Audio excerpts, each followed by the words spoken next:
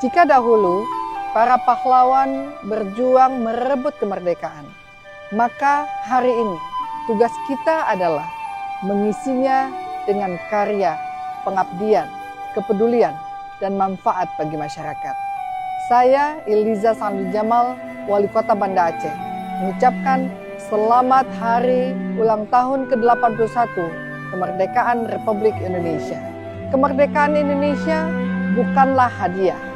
Ia lahir dari perjuangan, pengorbanan, dan keberanian para pahlawan yang berdiri bersama demi satu cita-cita Indonesia yang merdeka. 81 tahun telah berlalu.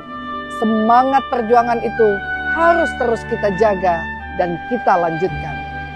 Mari kita jadikan momentum kemerdekaan ini untuk memperkuat persatuan, menumbuhkan semangat gotong royong, dan membangun Banda Aceh melalui kebersamaan dan kolaborasi. Karena kemajuan kota bukanlah hanya tanggung jawab pemerintah, tetapi merupakan ikhtiar kita bersama.